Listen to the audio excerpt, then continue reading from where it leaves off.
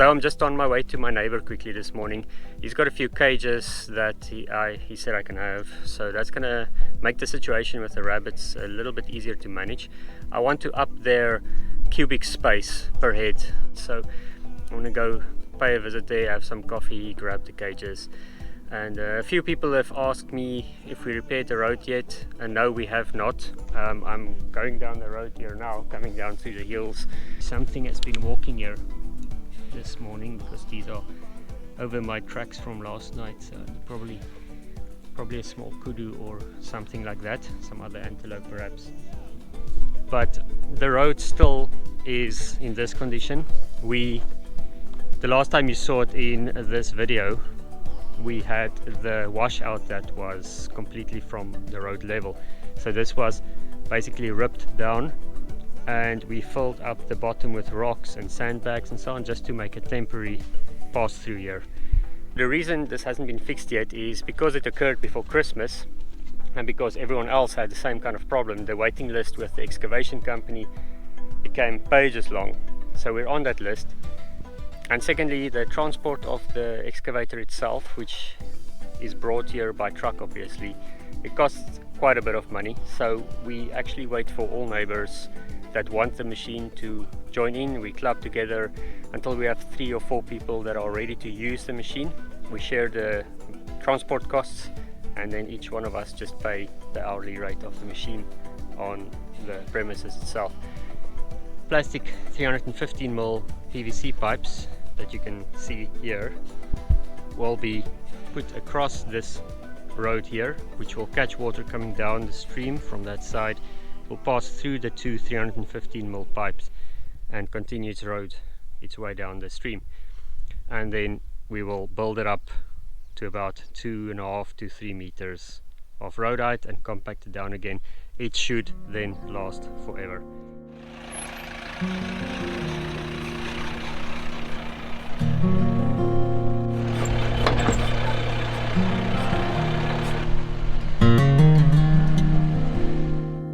So I got these cages from Tony.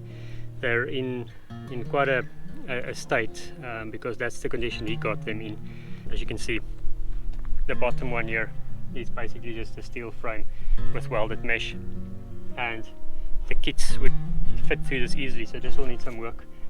Also some roofing area on top of this for rain and wind shelter, and then at the bottom obviously it needs to be raised so that we can catch the droppings and stuff. So this needs a lot of work, needs some treatment, some rust treatment. The one here at the top, that's just scrap metal, but this is useful because for the ferrocement dam projects that we're going to be tackling soon, we need as much iron as we can get for that, so that's going to be used for that.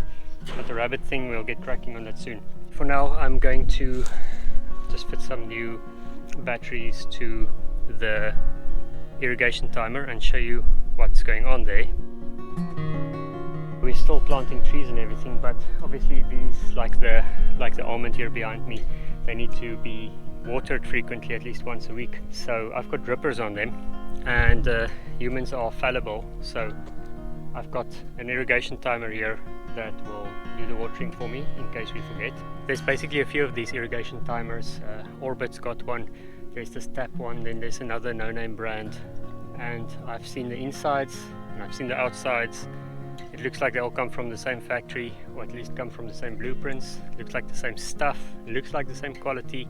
The price differences are huge, so look around. Okay, I'm gonna have to hold the camera because there's no angle here to clamp this to, so you probably won't see the screen very well. But after you've changed the batteries, the first thing you need to do is to set the clock. So you just set that to set the clock. It is now about 2 minutes past 4, so we'll set that.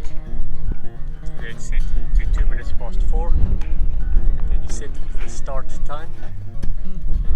I'm going to set the start time to 7 in the morning so that I can control and make sure it works when I'm awake. Then we set how long I want it to run for.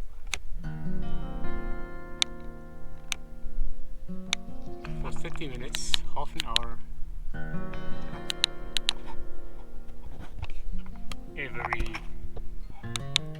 every 3 days. So the easiest way to do this is to Set the clock after changing batteries.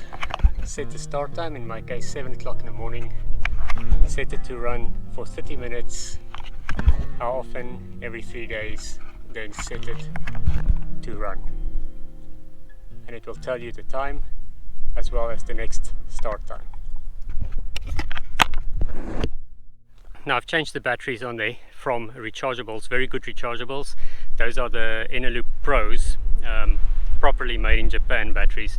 They are really excellent rechargeable batteries, but as with all rechargeable batteries, they have a voltage of 1.2 volts, and I think the issue with these timers are that they need a full 1.5 volts from a normal alkaline battery or lithium battery to activate the solenoid properly. If I use rechargeables in any of these, the orbits and the taps both, the solenoid sometimes doesn't open, or it only opens half mast and some of the flow is actually restricted. So I've noticed this on all of them, and I think the best is just to use alkaline batteries.